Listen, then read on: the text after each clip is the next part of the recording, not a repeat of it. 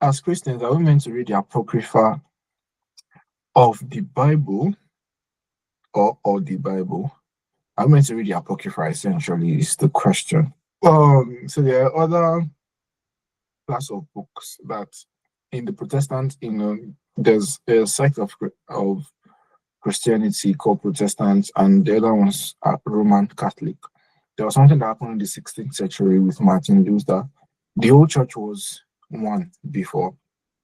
It was called the Universal or Catholic Church, but it split in the 16th century because of doctrinal issues that Martin Luther spearheaded. Right. So there was a split, and then there was the Protestants who that followed Martin Luther, right? And then there was the Roman Catholic, which is the Roman Catholic, what we call the Catholic Church today, but it's not. But the word Catholic is not actually Roman Catholic. They are different. Catholic Church many times just means universal, but the Roman Catholic is what we call Catholic today. So, yeah. Um. Yeah. So that's so the now I'm just giving a brief history, right? So we can get the full. I did a longer video as well sometime last year. I'll link it in the description of this video on YouTube. Maybe showing somewhere here right now. And yeah, so it's a longer version of this. I went into all the history and split of the church, what happened in the Reformation, which is what I was describing right in the 16th century. How did we get the Apocrypha, and are Christians meant to read the Apocrypha?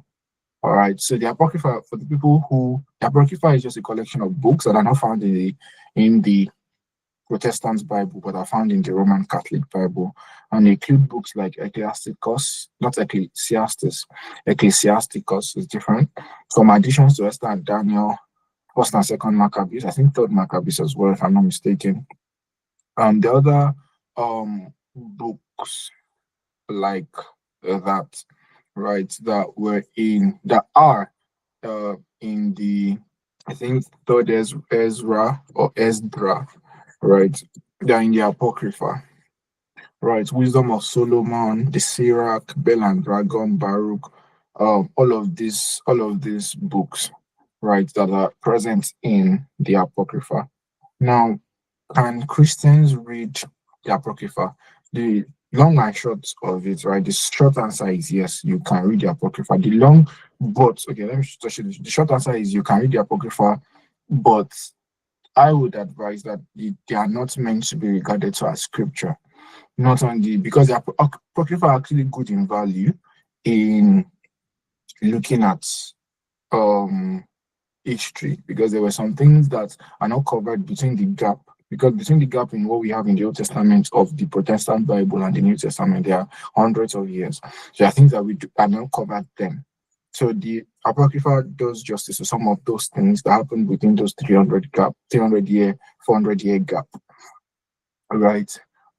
So the Apocrypha can be read as good material, and maybe to help gain understanding, and maybe to see some things better, to know history, Israel, gods, and all of those things. But they should not be seen as on the same level as inspired text, as canonical books. And there's a reason why, because we have some, and I went into detail in the video I mentioned, we have some major doctrinal issues in the Apocrypha that contradicts both what is prescribed in the Old Testament that we have in the Protestant Bible and in the New Testament. Right, the New Testament for the Protestant and the Roman Catholic should be the same, right? If they are not. Right, what we have in the Protestant Old Testament and Protestant Old Testament, just to be clear, is the Old Testament that the Hebrews used, is the Hebrew Bible, just different arrangement but same content. So it's the Tanakh, which is what they call the Hebrew Bible. So the Protestant Bible just has the Tanakh, the Hebrew Bible, but the Roman Catholic Bible includes the Apocrypha. But contradictions exist between the Apocrypha and the contents of the Old Testament of the Tanakh, of the Hebrew Old Testament of the Hebrew Bible, and the contents of the New Testament as well. There are doctrinal contradictions when it comes to divination, witchcraft, a number of other things. I think salvation by works as well, and a number of all of those things, major contradictions that I don't think can be. So we can't say that the divinely inspired, right? Because they contradict the things that we have seen and proven to be divinely inspired, right? And they can also and they can also be said that when it comes to the Apocrypha, right, that there can be we have some issues as well, right, when it comes to history. Because historically, of course, when we look at church history, there was this western part of the church and the eastern part of the church in the ancient Roman Empire. However, there were some disagreements with listing them as, oh, they should Christians read the Apocrypha, should they not read the Apocrypha? But then I think there was like a level of agreement, especially in one of the parts of the empire, if not all, that yes, I think it was Jerome, right? It was one of the church fathers, and it was supported almost secularly, I believe, right? It was supported that it should, especially in one of the parts of the empire, anyway, that should be read, but they are not to be held, right, as up to the level of the what we have seen to be inspired. The scriptures that we know are inspired. So they are important to be read, but they are not scripture. I think that's just the difference. So can we read the Apocrypha? Yes. Should we think they are the same value as the scripture that are inspired? Absolutely not.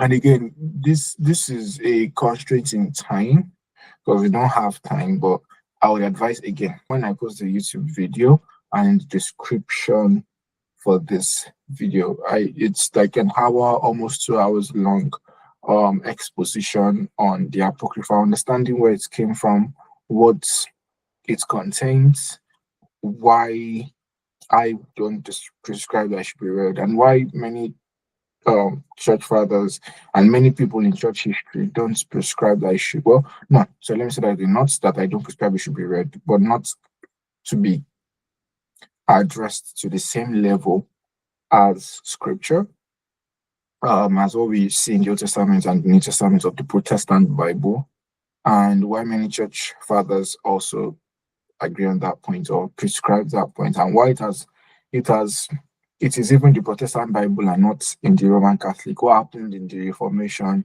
all of the doctrinal brouhaha that happened at that point, the video does justice to that. So I'm referring you to what I've done. I don't try. I'm joking. But yeah, I think that would help a lot.